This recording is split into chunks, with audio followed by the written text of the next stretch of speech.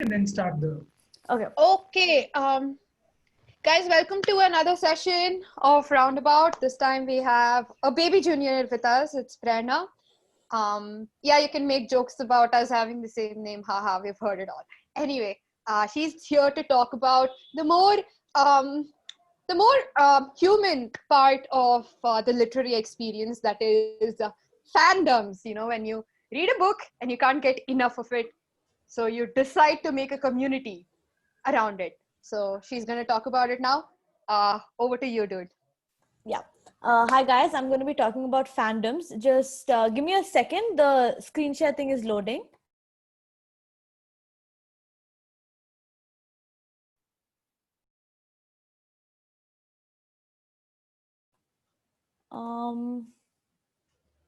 Yep. Can you guys see my screen?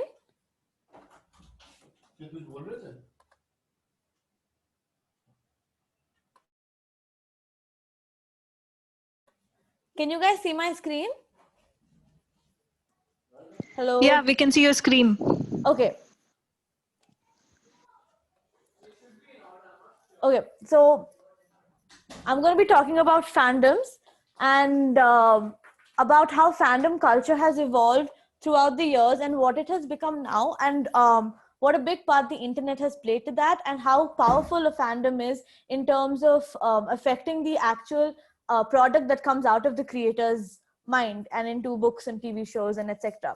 And let me just tell you now that there are many different fandoms. You have sports fandoms, you have music fandoms, you have anime fandoms, TV shows, movies, books, etc. But I'm going to be focusing more on the book fandom part in this session.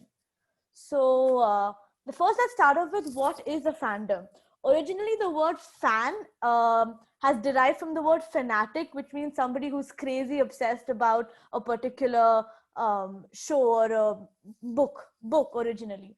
And fandom can be either a common noun as a community that is built around this shared enjoyment and love for a certain creative output, or it can also be used as a state of being a fan. It can also be called a fandom.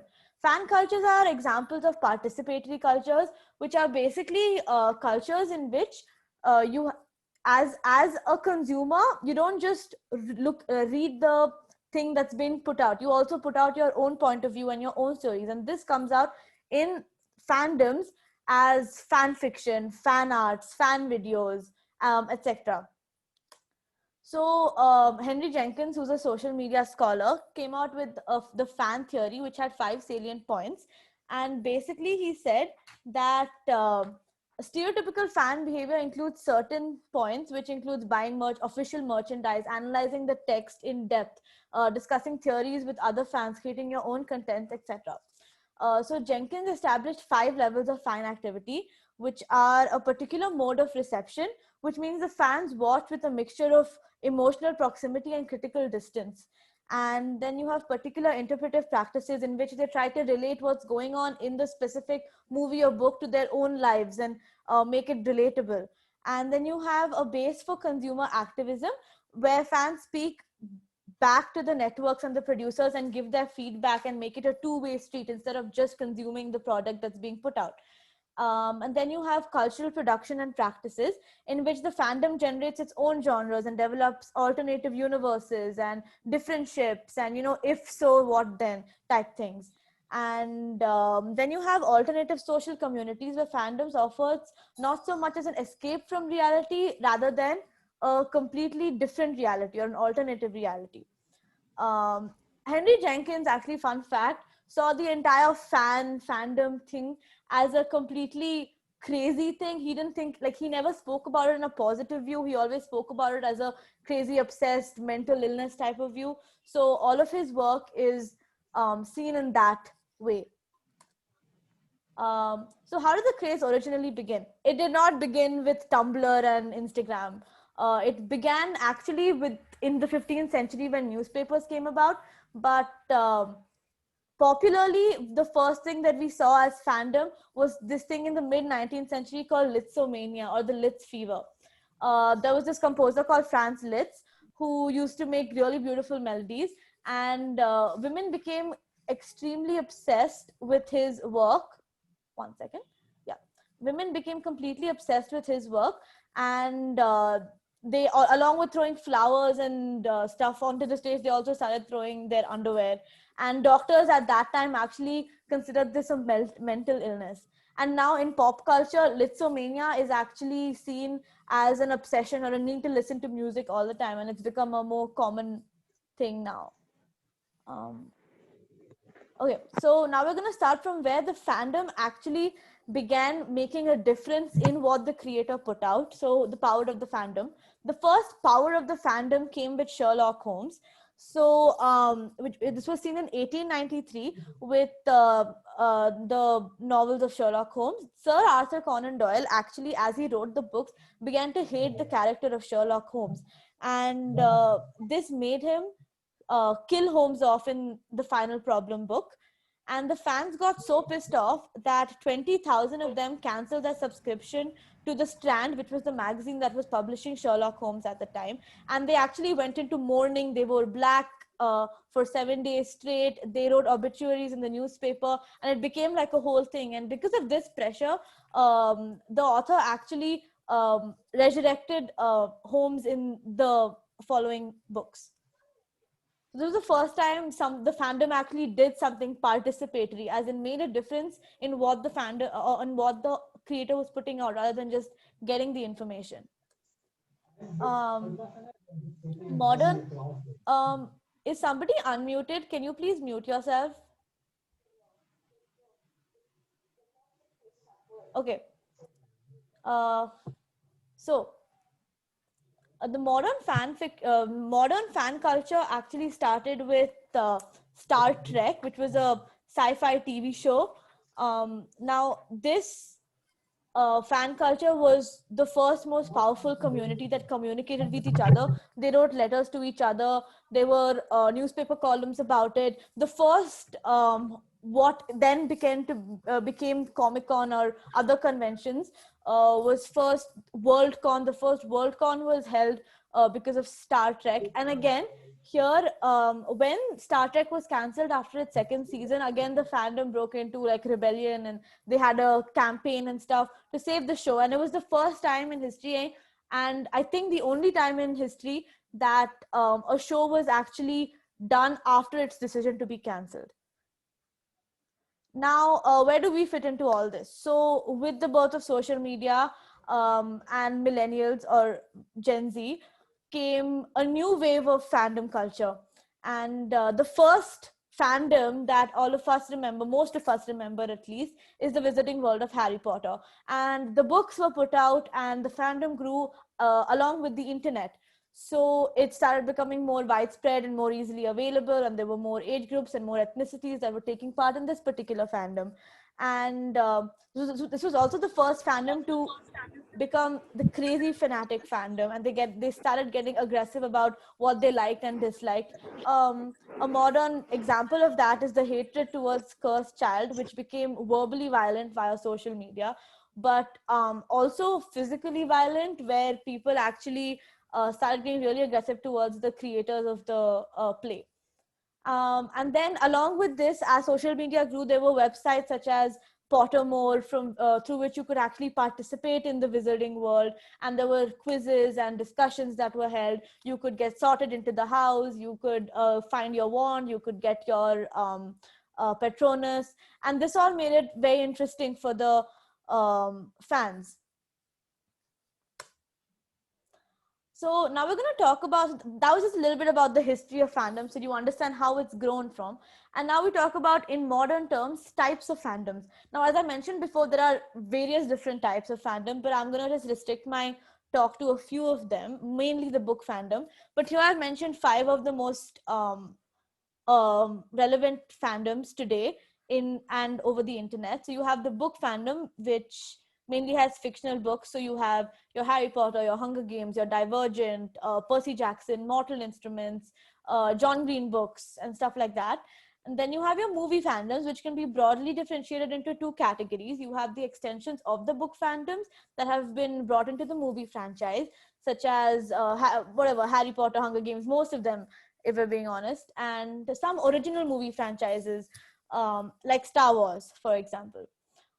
Next, you have your TV show fandom, Money Heist, Game of Thrones, stuff like that. Then you have your band fandoms. You have and band or or musical artist fandoms are one of the most um, obsessed fandoms, which go to great lengths about getting what they want or meeting their of the artist. So you, and they're also the ones that name their fan base a lot. So you have the Directioners, which follow One Direction. You have the Believers. You have the Swifties, and yeah, so there's that.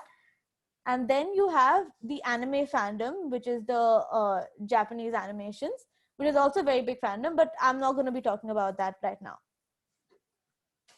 Okay, next we're going to talk about fandom terminology, which I'm sure most of us are very well acquainted with. So we're going to start off with fangirl, which is oh, fun fact, many of these terms have actually been put into dictionaries such as Oxford and Merriam-Webster. I found this out yesterday, and I got many of the definitions from there. So you have the first definition, which is fangirl, which is defined as a female fan, especially one who is obsessive about whatever form of media. And then it can also be used as a verb, usually with respect to a female fan who behaves in an obsessive or an overexcited way. Now, although the meaning is generally referring to a female fan, it's very loose in how we use it. You know, boys can fangirl too. It's not like a big deal. And even though there was this entire movement about how it should not be sexist and there should be fanboy and gender fluid people should have the decision to call it fan person, they also came about, but none of them caught on as much as fangirl did. So yeah, there's fangirl. Next we have OTP, which is one true pair or one true pairing, which is basically the coupling of characters by fans, or maybe it is a canon OTP, who think they make a very good romantic duo. This is the basis of most fan fictions which are written online, and the word actually started with the Twilight series, where people started OTPing Bella and Edward. They usually have a ship name attached to them. An example of this is, personally, my OTP is Percabeth, which is Percy and Annabeth from the PJO universe. And an extension of OTP is actually BroTP, which is like the platonic part of OTP. So you really ship two people platonically, then you call it BroTP. So then you have ships and shipping. One sec. So ships is probably the single most popular fandom activity, and it has gone way above and beyond the place it started, which is the books and novels. Shipping involves fans rooting for two characters to get together romantically. It's derived from relationship, and old school people actually still write it as ship with an apostrophe before the S, because it's supposed to be a short form of relationship. Shipping began from the X-Files fandom, which coined the concept in the 90s. And ship is this is shipping, and ship is the couple you ship. And a ship name is a combination of both the names of the people involved. So you have Percabeth, which is Percy and Annabeth; Fortress, which is Ford and Tris from Divergent; you have Mondler, Monica and Chandler from Friends, and many others. The next thing we're going to talk about is canon and headcanon. So in fiction, canon is the material that is accepted and officially part of the story, usually by the author or the creator themselves, but can sometimes also be a fan theory which has been confirmed later on by the author, such as when it was confirmed by J.K. Rowling that Dumbledore was gay. But when someone invents a theory that they really believe in and put it across the fandoms, and it gets accepted as a general part of the fandom, but it's never officially stated as true in the universe by the author or the creator, it's in the person's head, so it's called head canon. So yeah, I have a few examples of head canons here if you guys want to read it.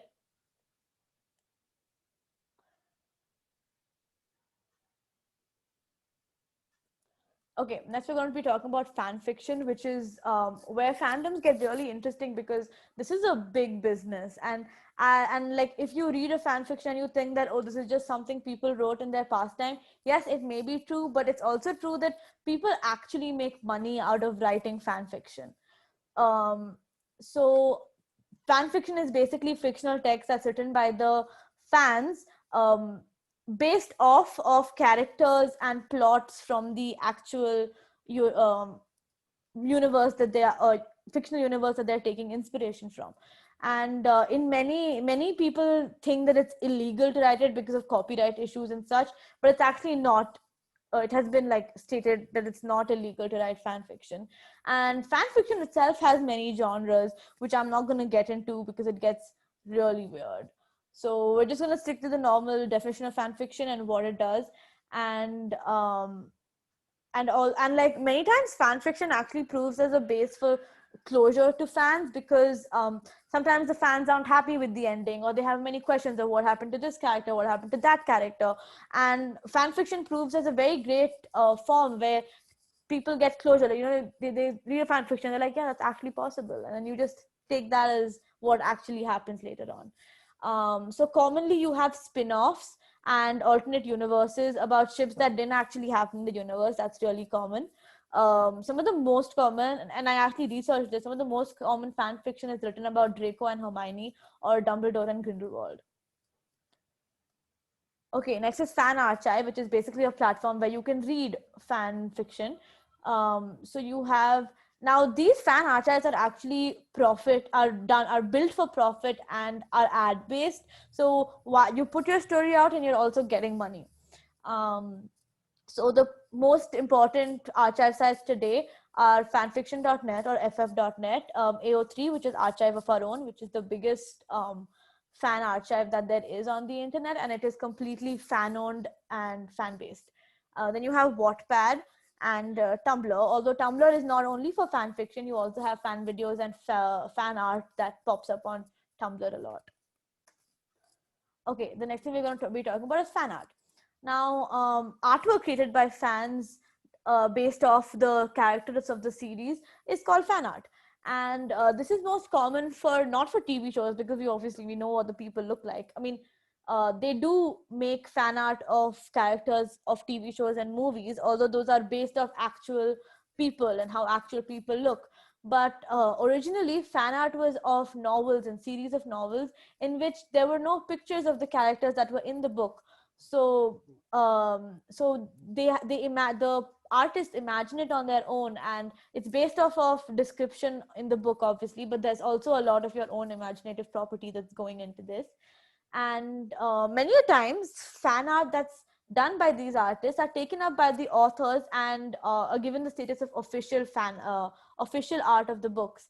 An example of this is Vidya, who's a Tumblr-based a Tumblr-based artist who draws for Rick Riordan novels officially. And she's working very closely with Rick Riordan for the animated series of Percy Jackson that's set to be coming out. There are some examples of fan art, the original fan art. So one second. So these two are the there's no pointer here. Okay. So the Percy Jackson one, the two Percy Jackson ones are the Vidya art. That's the official fan art. Then this is some Harry Potter art. These are the Marauders, and that's Fault in Our Stars. Okay. So now we're going to be talking about geek hierarchies, which I found is the most interesting thing in this entire research that I did. Geek hierarchies is an actual thing. And these are social hierarchies that are built between and within fan cultures, and which lead to a lot of judgment and a lot of angst on the internet. It leads to something called ship wars, which is when you don't agree with somebody else's ship, so you start like a fight. And like a lot more stuff that's there. Now, if you like the movies more than the books, or if you've watched the movies and not read the books, and that leads to fighting. And like there's a lot of this stuff, and some of it is very playful and funny, but some of it is actually like it gets to really high levels, which are very difficult to manage after a point. So anyway, members of any subgroup tend to have a general consensus regarding what actually constitutes a fan. A true fan can only have this characteristics, and if you don't fit into this characteristics, then you're not a true fan. Now there are two types mainly. This can be within one fandom and amongst different fandoms. So you can have this is better than that in terms of fandom, or are you a true fan or not, which is within the same fandom. So first we're going to talk about competition within fandoms. I've taken some of the more popular ones that everybody can probably relate to. So the first case is Friends versus How I Met Your Mother. These are the two most beloved shows of the past 30 years, and they both have the same basic contents, the same mise en place, which is a group of young adults living in NYC who are just living their lives and like having fun and chilling. Now there has been a lot of, you know, How I Met Your Mother has copied Friends completely. It's the same. It's a rip-off of this. Then some say no, How I Met Your Mother is better than Friends because it's more realistic. It shows the characters more well-rounded. They're not just between the coffee shop and their house. You know, they have other places to be. They drift apart. They do more normal things that people would tend to do. Where Friends just like stay in their small thing for like X number of years. Then some people then they say the ending of Friends is so satisfactory. Everything happens. Happily, it's closed properly, everyone's happy, while the ending of How I Met Your Mother was completely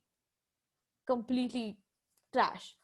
So yeah, I'm not gonna put my own thoughts into this because it's supposed to be an objective review, but this is one of the biggest fan wars that is still ongoing today.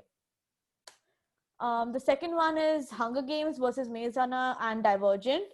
The main thing, if you notice in this, is that they're all dystopian world stories, which was a very famous, popular plot a few years ago. Everybody was suddenly writing stories about dystopian worlds. Hunger Games was the first modern series that started the whole dystopian world thing, and it was a very mature and poignant plot, and there was a lot of politics involved, and um, it was it was very, if I may say, it was very adult. Like it was not very easily understood by somebody who was younger. You had to have a certain level of maturity to understand Hunger Games. And then you have Divergent, which was a lot more futuristic and uh, cooler, and they didn't have that much of a, how Hunger Games had District 12 was the poor people, the miners, the ones who didn't have proper clothes to wear, while District 1 was like well off to do, and because they had the jewelry industry there and stuff. So how they had that complete discrepancy in all the 12 districts, and the discriminations that was there, that was not there in Divergent. It was a little bit more equal. All the five factions had their talents and skills, which were equally important to running the entire operation. And Maze Runner, the main thing that I found was why people like it better than the other two is because there were no love triangles in it. It was to the point. It had nice, cute relationships. It was captivating with a good balance of mystery, suspense, and action. So again, these three series are also very hotly debated in which one's better than the other, and which one's better written, which one has a better premise, which one was made into a better movie, and etc. Next, we're going to talk about Marvel versus DC, which is a huge debate. Everyone has it. So Marvel and DC are like two comic pudding magazines, and they're basically each other's only competition, because other comics don't stand a chance amongst these two. So you can break down this competition with three main subcategories. So you have the actual comics, which as of 2019 DC was selling a lot more than Marvel. So DC comics, you can say, were a lot better than Marvel comics, although Marvel was charging a lot. Like the price of one Marvel comic was a lot more than a DC comic. So even though the sales in DC were higher, Marvel was earning more money. Then you have the characters, which is a very, again, hotly debated topic. Which universe has more powerful heroes? Now, this is obviously subject to personal preference. But many heroes are compared amongst the two comics. So you have Superman versus Captain Marvel. Then you have Thor versus Wonder Woman. You have Green Lantern versus Captain America. You have Black Canary versus Black Widow, and a lot more. There's Iron Man versus Batman. And they compare the powers. And as I've been reading, most of the things say that at the end of the day, even though Marvel wins popularity more often, the DC characters are a lot stronger, because even though they win lesser, the reasons that they win surpass the reasons that the Marvel characters won before. But of course, it's subject to personal preference. And then you have the cinematic universe, which we can all agree, I hope, that the Marvel Cinematic Universe takes it. It has a star-studded cast. It spends. They're really big budget movies. They're out of the world. Um, they're bigger than reality. So even though DC has put up very good movies, you have the Batman trilogy, you have Superman, you have Suicide Squad. They don't stand a chance against Marvel.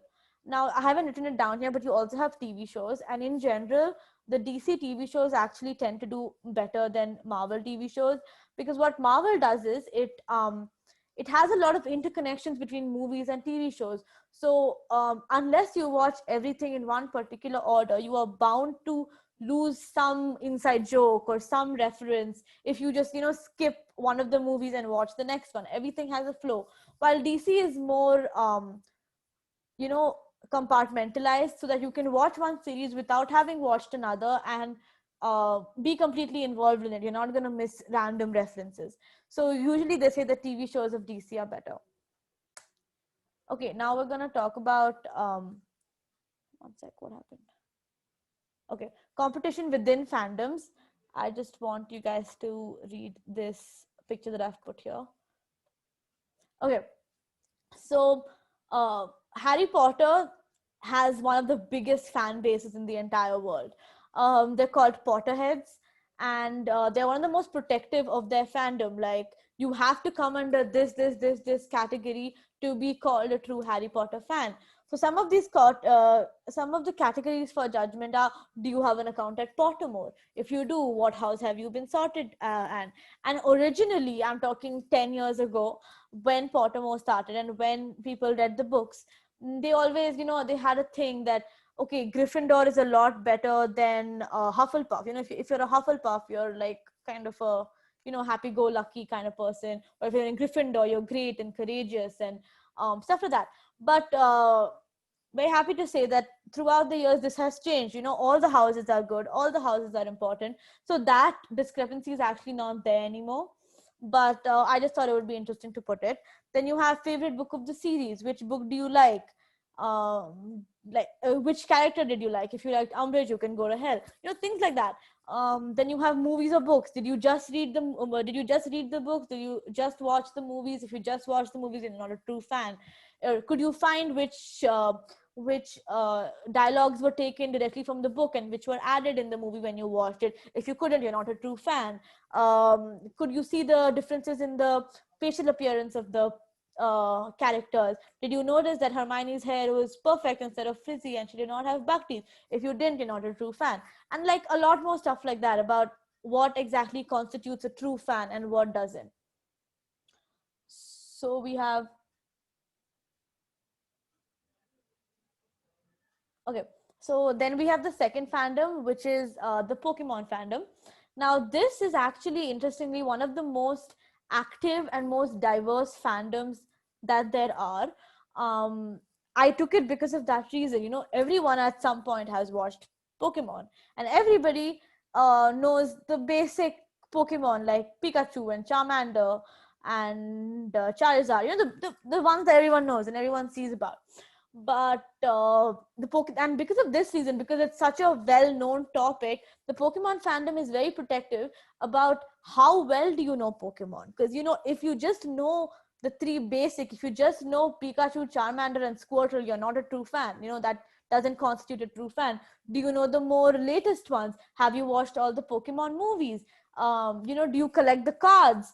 Do you play the games? Have you played Pokemon Go? Have you played the Nintendo Pokemon? Are you up to date with all the latest regions? Unova, Kilos, whatever the new one that's coming. Do you know them? And if you don't know them, you're not a true fan. You're just another person who's watching it because it's coming on TV. And this fandom is actually extremely obsessed with their Pokemon. There are like 40-year-old people who still have their Pokemon card collection. There's this post on Instagram that I saw of this kid asking her dad, have you heard about Pokemon? And he brings out his Pokemon card collection and shows it to her very excitedly. So it's one of the more involved fandoms. And because of that, there's obviously going to be more judgment. Why is it not going forward? Okay, the next one I'm going to talk about is Percy Jackson and the Olympians. So it's one of the more widespread fandoms on the internet because it came out when the internet was already well established. So the spread of the information was much more rapid than the ones that we spoke about before, because those had been, coming out for the last couple of years. Well, this is a lot more recent. Again, the first and the basic thing that Percy Jackson true fans see is, have you watched the movies and not read the books? If you watched the movie and you liked it, you're not a true fan because the movie did not show anything. Another very important point of how true of a fan you are is the language that you use, because the way they speak in Percy Jackson is is different. So, do you use gods instead of God? If do you say, oh my gods, or do you say, oh gods? Do you say go to Tartarus instead of go to hell? Do you say what the Hades instead of what the hell? So this is like another thing that, what do you do? And this is also one of the fandoms in which the author itself is really highly involved in what's going on in the actual fandom. Like, he's down in it. He knows what's happening. And because of that, many of the stuff that constitutes a true fan are actually officially stated by Rick Riordan, which makes the categorization a lot more strong. So next I'm going to talk about, again, another case of judgment. Fans are crazy, but connoisseurs are tasteful. Why? So fandom, or the state of being a fan, is usually linked to pop culture rather than high culture. Now, people who appreciate high culture as much as like we in general appreciate pop culture, are described as connoisseurs or aficionados and not fans. So why is that? It's because, as I mentioned earlier, the media scholar Henry Jenkins, who's put out most of the information on fandom culture on the internet, has painted fans and fandom in a very negative light, as being crazy, as being obsessed, as having no boundaries. And because of that, and while connoisseurship is more posh and more high class, and it is deemed culturally legitimate, like, if you're a connoisseur of, say, coffee, or a connoisseur of wine, then you're respected, you have good taste and stuff like that. And fandom is problematic. Like, you're crazy, why are you so obsessed with the random book, why are you so invested in these characters? And so there's that very, very obvious difference. And when you say the word connoisseur, you generally don't mean pop culture, right? You mean coffee, wine, poetry, art, Van Goghs, and like other fancy things like that. But in reality, connoisseurs and fans are basically the same thing. It's just the things that they are obsessed about is different. Now, I'm gonna take the example of, if you guys have watched MasterChef Australia, you have, or let's just take Ratatouille. Let's just take Ratatouille, in which Ego is a food critic, or a food connoisseur. He's obsessed with food. He has a line that says, I don't just like food, I love it. And if I don't love it, I won't eat it. Now, wouldn't you call this obsessed? Wouldn't you call this fanatic? It is the same thing, but that is painted in a good light. A food critic is a legitimate job. You have legitimate taste, but somebody who appreciates Star Wars and is crazy about it isn't given the same amount of importance. And I thought that was interesting and quite astonishing, to be honest. So now I come to my last part of my presentation, which is, have fandoms become too powerful?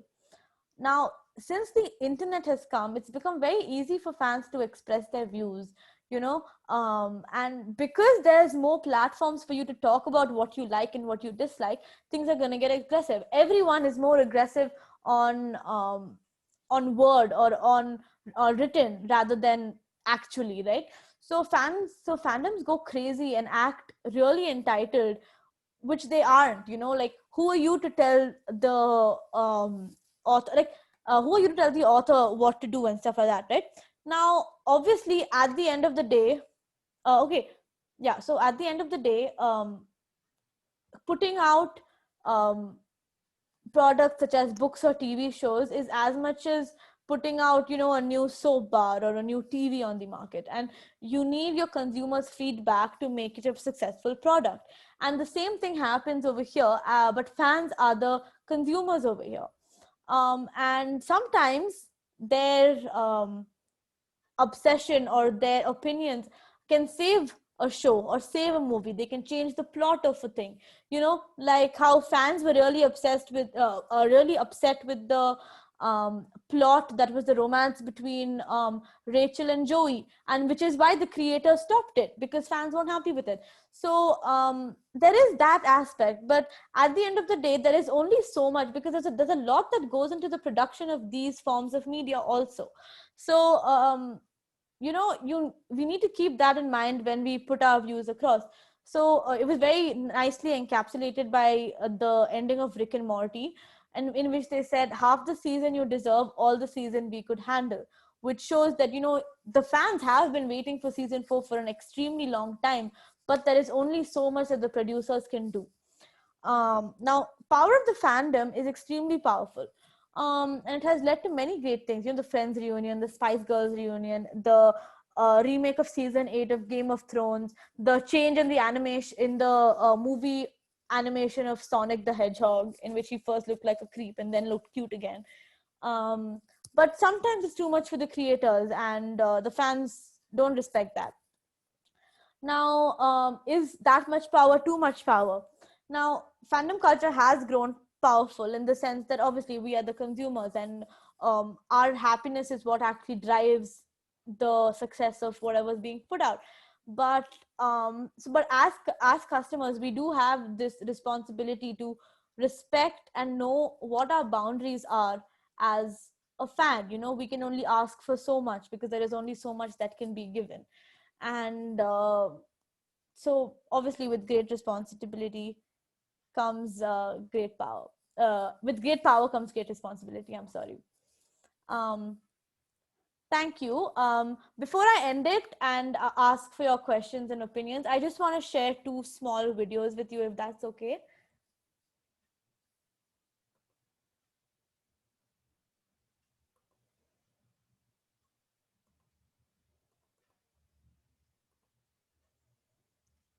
Okay, so this is kind of a meme song that was created by Troye Sivan, who was a YouTuber. Now he's an artist, but back then he was a YouTuber.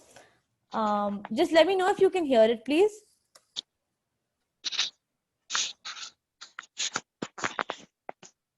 Can you guys hear it?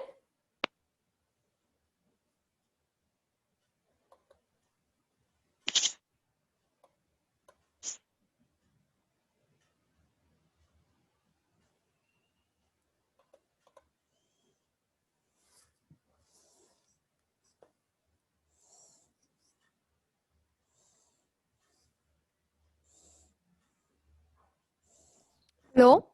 Prerna, we can't hear the audio. Okay, 1 second. You'll have to Remove go the to the screen. No, go go to the to the screen. Yeah. screen sharing option.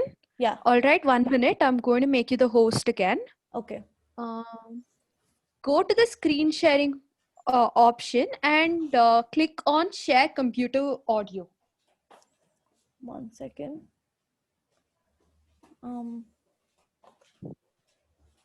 Okay.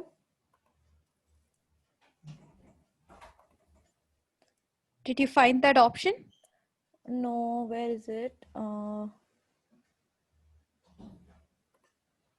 If you click on it. Yeah, 1 second. Share computer audio. I think it's because I have earphones on.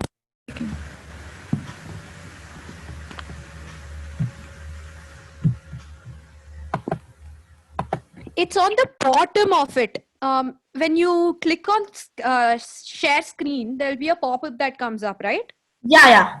On the bottom of it, you can see a share computer sound. There is no such option. You know that little tile where share is there? Yeah. It just says It's advanced sharing options. okay. Click on that. It might be there. Okay, it says how many participants can share at the same time, who can share, and who can start sharing when somebody else is sharing. Okay, I see. You want me to play the video? I can do it. Yeah. I'll send it to you. Oh, I did send it to you. All right. It's Troye Sivan's video, right? I'll take Yeah. it straight.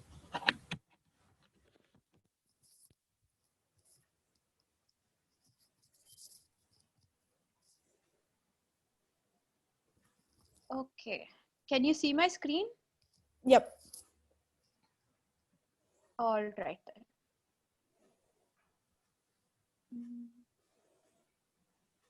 What's the video? It's Troye Sivan OTP.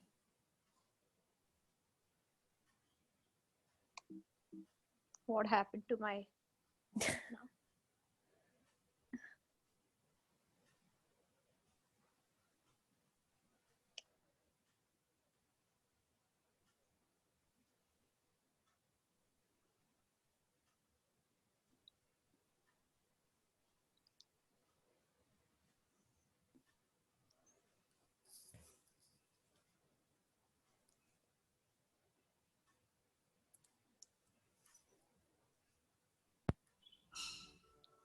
Yeah, you can hear, right?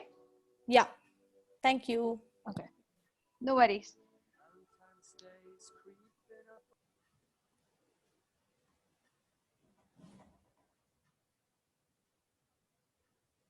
We can't hear it. I think it's because you muted your audio. Yeah. There.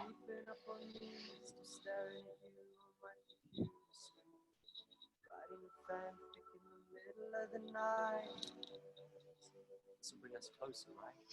You've never met them, the peasant cry. Shut the fuck up, do you wanna die? And I've told you before, are you deaf? I've fallen in love with a G-I-F.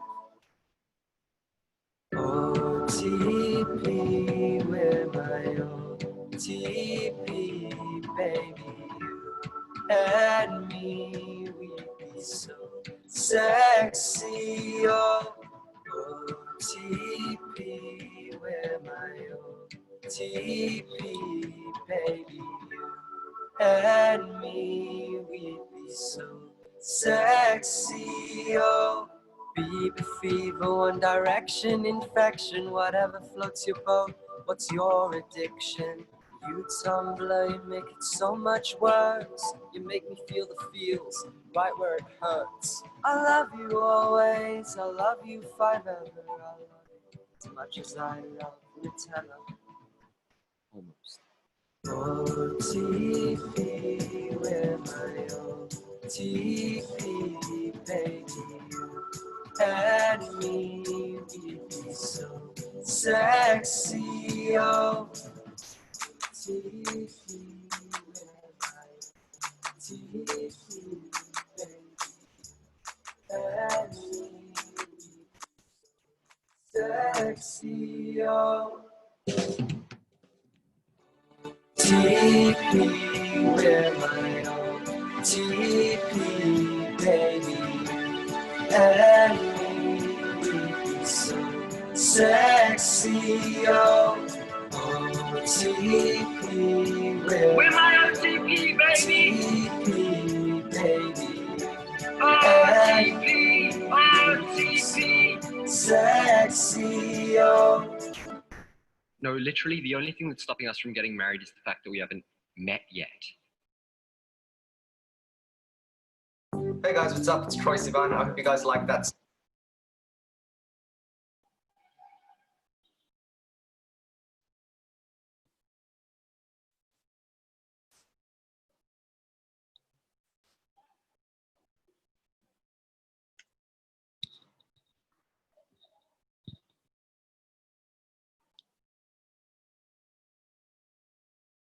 This is Tyler. Tyler, with Grammarly's help, is writing an email to his boss, Anita. Hi, Internet. So one thing that I'm really obsessed with at the moment is fan culture, and specifically fandoms on the internet. And what I'd like to talk about today is the idea that you can like something so much that it actually destroys your life. Let me explain. Firstly, the person discovers and enjoys the thing. Then the person goes onto the internet and has fun finding out more about it and people who feel the same way. Person then suddenly becomes aware of their overwhelming perfection and becomes the main reason for being alive. Now, whenever anything perfection and becomes the main reason for being alive. Now, whenever anything happens, they are overcome by so many emotions that they can't function, and it's basically destroyed their life. But what is it that turns you from a person who just likes something into this emotional wreck? It's the internet. So you watched something that made you feel some feelings. If you then go onto the internet and see 10,000 other people feeling the same feelings, it's a feeling explosion. It's basically like a group soap opera with ups and downs and fights and drama that at the end of the day is all centered around a mutual obsession over something. It's beautiful. Let's speak to a victim of this. There's this one gif Okay. of Captain America like punching that bag and like it just focused The on butt. his ass. Yeah. And that's what did it for you, the gif And- of the butt. And no, but yeah, exactly. It filled this hole It filled in a my void. Yeah, I it filled a needed- void in me. There was a that I hole. can't imagine what my life would be like without like thinking about like things I could write about or like just thinking when I'm going to sleep. Thank you. And good luck. Thanks. Yeah, my life is pretty ruined. But the separation between this level of hardcore internet fandom and then just a casual real life fan is what amazes me. You know, like a casual fan will pretty much just enjoy the thing, whilst the internet fan is rocking backwards and forwards in the corner, foaming at the mouth because of all the feelings.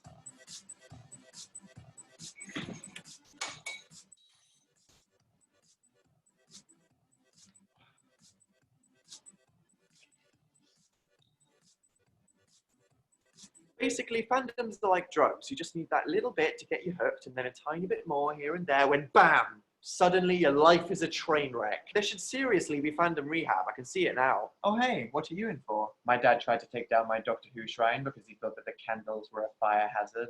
So I set fire to the house. I think it's great how our generation accepts so much as totally normal though. Like if a friend or a parent found something really strange that we probably wouldn't even question. Hey, what you up to? Oh, I'm just reading this fanfic where Iron Man is about to give birth to Captain America's baby. It's really good. What the fuck? What? See, I don't think that's weird. It just doesn't shock me at all. But then again, my innocence has generally been completely soiled by the internet. I have seen many things that I will probably never unsee. So much poop. Oh. So should we be worried about ourselves? No, we are advancing as a species. Plus anyway, fanfiction is just creative writing. So parents, you should be encouraging your children to write these smutty fanfics, because who knows, they could even be published one day. So is it dangerous having so many emotions about something, or is it just fun? You know, I remember the first time I finished reading Deathly Hallows, and I was like, it's over. Oh my god, what do I do with my life? Or when a TV show finishes and you just feel like all of your closest friends have just suddenly died and you'll never see them again. My favorite thing though is with real life things like bands or actors, when people get really emotionally intense about something when in reality, there's nothing interesting happening. I call this Fanon goggles. You'll either get that or not. Basically, when people have read so much fan fiction that they begin applying all these intense emotions from the fictional universe to things that are happening in real life, which in reality are probably just really boring and uneventful. Again, there should probably be a rehab for this. This is a serious addiction. But who needs reality or judgment? Real life people. Go back to going outside or whatever it is you do. So yeah, internet fandoms, I think they're great. You probably either spent the last 4 minutes going, yes, yes, oh God, he understands. Or you've been going, I understand none of this and now I'm scared. In which case, yes, you should be scared. But what I want to know is, are you a member of any fandom? Has it destroyed your life? Or are you just finding this all terrifying and strange? Let me know down in the comments so I can pretend I have friends. But yes, I will get back to what I was doing. Oh, it sure is lonely being the only member of the Maltesers fandom. Hey Gan, have you seen the... Don't look at me! Don't look at me! It's time for the Oh my- sexy screen dance. Yeah. I'll have you know, today is actually the 6th anniversary of my YouTube channel. And here I am, just thrusting at a camera. I feel like one of those dancing bears that's just being forced to dance for people's pleasure. Are you enjoying this? Are you deriving pleasure from this? Thumbs up for exploitation, yay! Or just if you enjoyed the video. I hope you enjoyed the video. Bye, guys.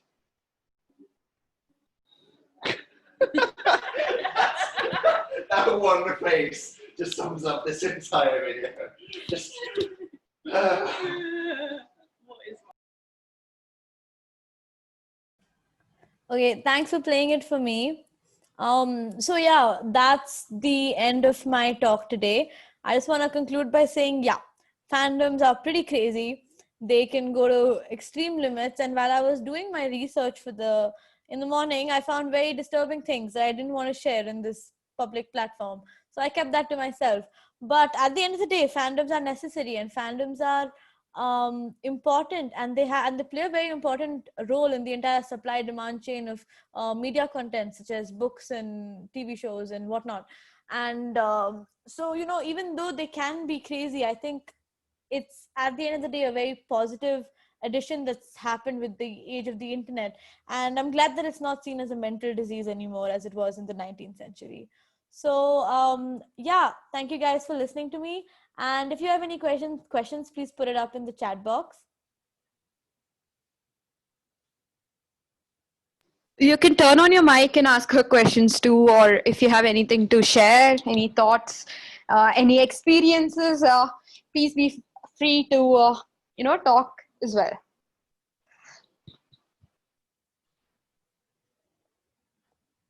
Oh, I didn't talk much about any Comic-Cons or any conventions like that because I've never been allowed to go. But if any of you have been to any of stuff like that, please share it with everybody.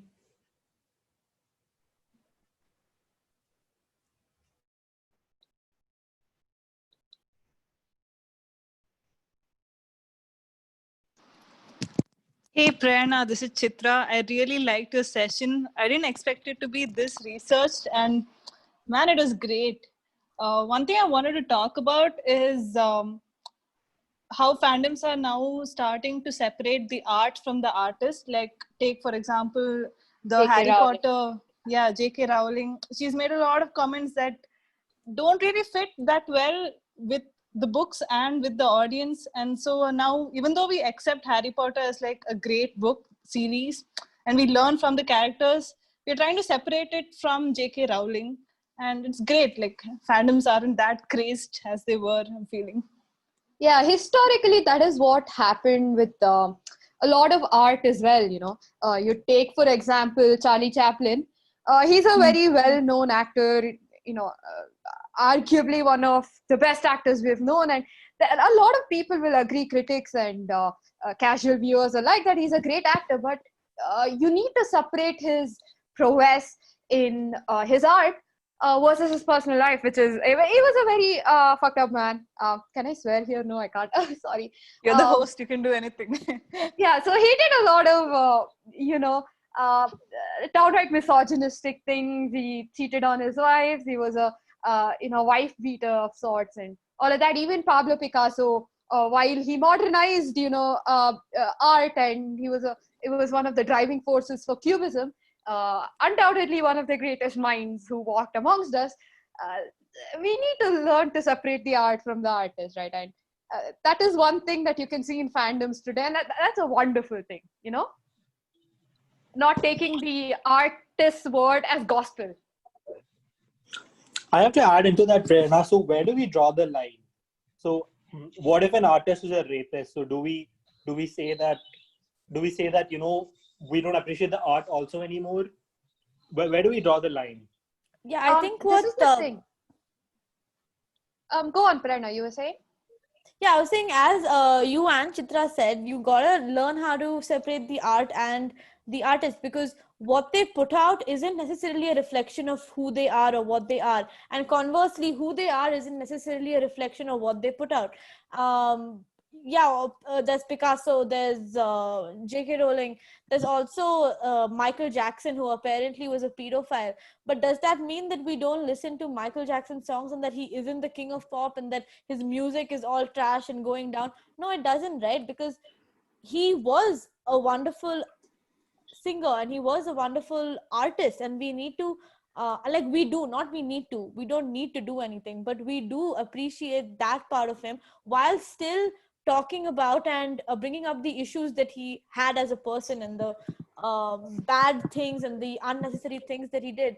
So just because, although I do agree there are some cases, if you have a rapist artist, I'm sure that that person's work is going to go down in sales or is going to get a lot of hatred on social media. And even though that's a natural thing, like that is going to happen, it doesn't mean that we have to completely cancel or boycott the person's work. Yeah. So Because it adding doesn't to necessarily- what Prerna is saying, right? I wanted to make a point. Personally, where you draw the line is how much of your time and money is going into their pockets, right? If you take, for example, Harvey Weinstein, I wouldn't want to watch his work, even if it was like brilliant, just because he's a fucking creep. You know what I mean? Because he's going to profit off of it. As long as they are not, I would be able to separate the art from the artist. At least that's what I feel personally. Okay, so I was thinking along the lines of maybe, so something I saw on Twitter today was someone was praising Ronaldo for some reason. And obviously, they've got all sorts of sexual assault allegations against him. And so, what does that mean? Does it mean that if he wins like a Ballon d'Or or whatever football prize that he wins, does that mean that we separate that? Like, he should not win the prize, even though he's good at what he does professionally? Like, where do we draw the line exactly? Like, yeah, I mean, we're not. I mean, I guess my money is not going into his pockets, but still, like, people's money is going into his pocket, and at the end of the day, it also means that even if it doesn't mean that you're canceling someone or canceling someone's art, I guess it should mean that you're not promoting it, at least, right? That's where it should stop. That is true. I suppose there has to be a sort of distinction about how we talk about art that is, historical, in the sense that that's already made and it is something of historical significance, versus something that isn't, and it's in our current time, and how we devote our time and attention and, most importantly, our money to something. I mean, if you take about Adolf Hitler, right? He was not an extraordinary artist by any chance, but he was an artist. I don't know how many of you know that he painted, but he isn't known for his art because he didn't contribute much to the field itself.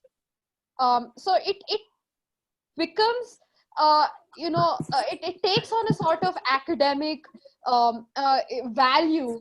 That is when I'd say, you need to be able to separate the artist from the art. And so what about Woody Allen? Like, he's in our time, and let's just say that he's been winning awards for a while, even after, like, it's been proven that he's done stuff and whatever. So does it mean that he shouldn't win more awards? Does it mean he shouldn't be allowed to put things out? Like, what does it mean? Okay, that is a complex question, isn't it? Can I answer this? Yeah. Yeah, go ahead. Anyone can be in. Go ahead. So yeah, when talking about award shows and stuff, these people in the show business, they have a habit of coming onto the stage and making political statements when they win any awards. It could be anything. It could be their efforts in animal conservation or, sexism in their industry and in other industries, things like that, happenings around the world. That should not be given to them, because they have no right to speak about what should be right and what is not when they are not following such things themselves. We are not here to face their hypocrisy. We're just here to appreciate their art and forget about it.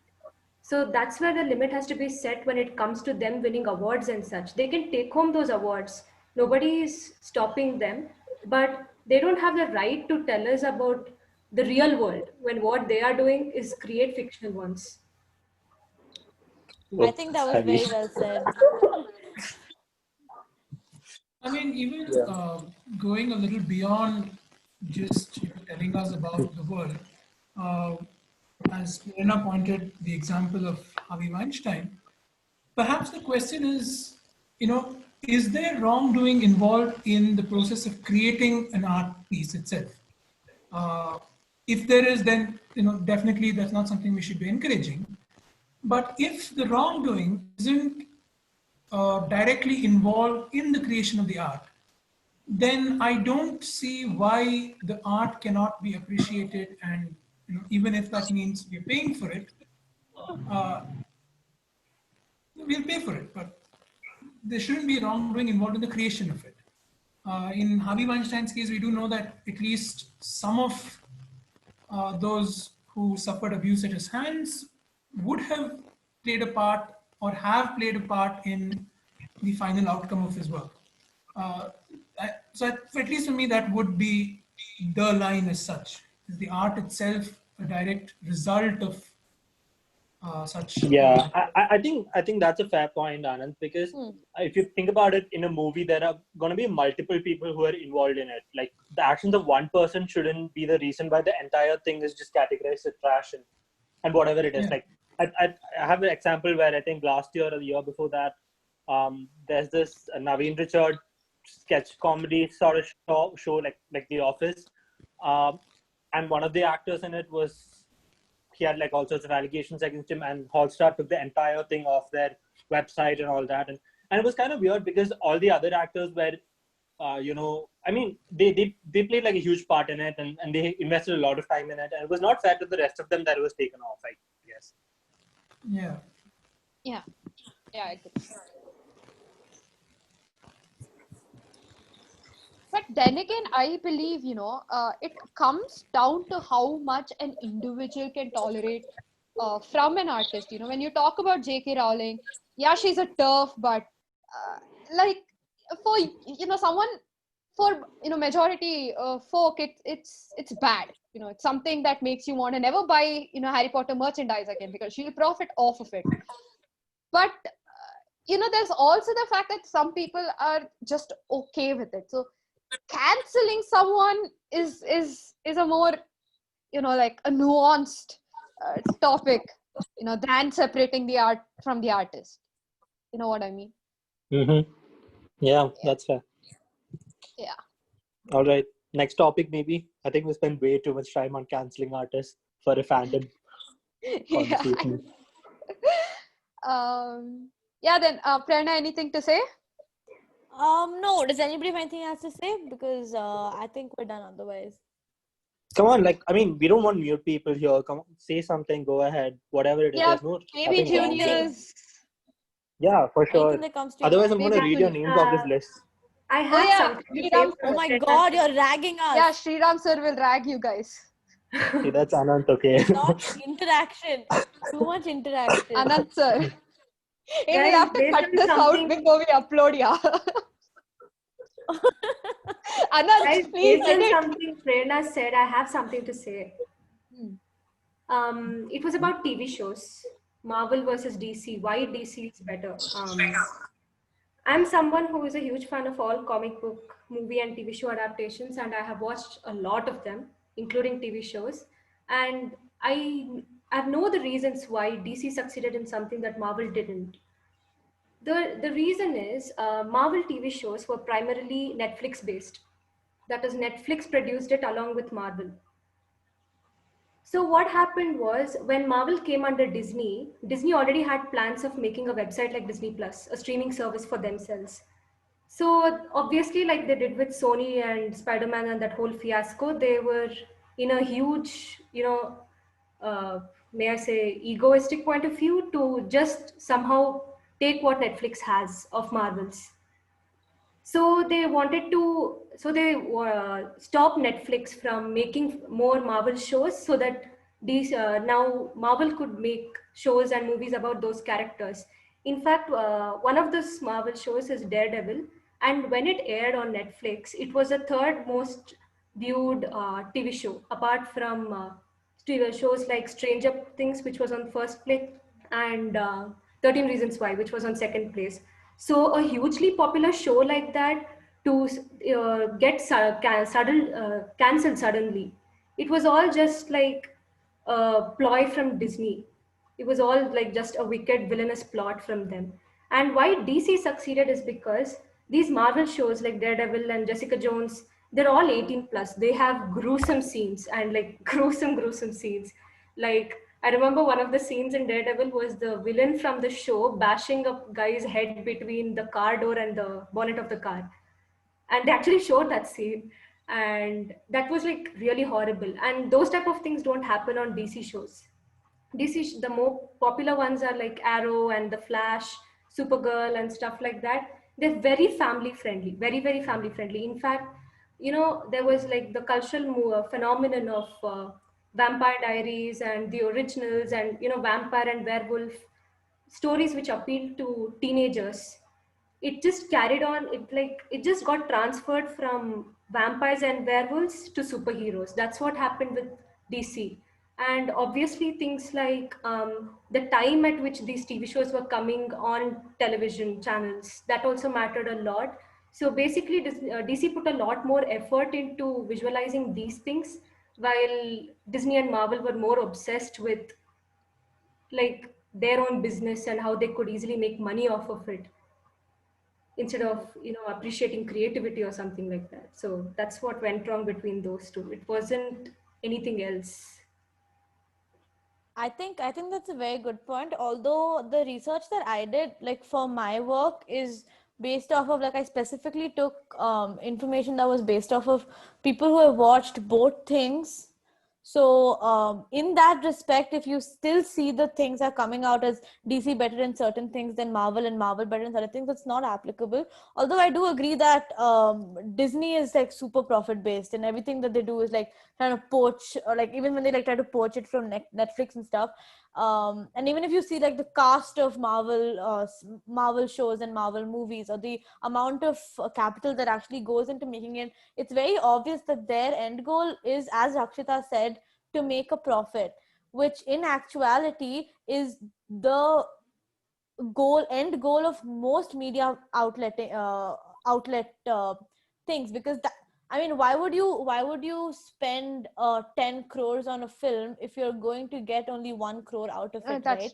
But yeah, and it's true, DC and also, as you said, right, like Marvel stuff is 18 plus, but I think when we talk about R ratings or age ratings, you have to take in mind that these things also do affect the end outcome, right? You can't say that because something is 18 plus, it's less popular. Like obvious, like, there's a reason, Game of Thrones is also 18 plus, right? And Game of Thrones is exceptionally popular, but it could have been more popular if it was more kid friendly. But you can't say that something is less popular because it's 18 plus, because as a creator you should keep in mind, like, even though yes, you do have your target audience, but you should keep in mind the reach of that target audience. Yeah, so if like even is, DC's, the recent Joker movie, the one with Joaquin Phoenix, it was rated R, Yeah, even Deadpool is like rated R, so it's not like the main thing. Yeah, exactly, right? So even Deadpool is rated R. Yeah, they're of course contributing factors. They're not the main thing, but Deadpool is R-rated, and Deadpool is an incredible movie. But Spider-Man is always going to be more popular than Deadpool. Yeah. And a part of that reason is because Spider-Man is universal appeal, kind of thing. Universal appeal. Yeah, exactly. Also, merch that's sales.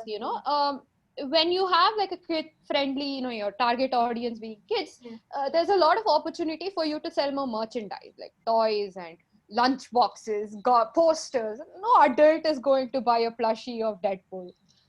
That's something Yeah, obviously that the merch is a very big, very big deal. Yeah. Yeah, and also I also like about the TV show like the timings of the TV show. I think that's very interesting that Rakshita brought up, because 100% the TV show timings do matter in the end TRP of the show, because yes, obviously now we're all streaming it, but you see 5 years ago and we were all watching stuff on TV.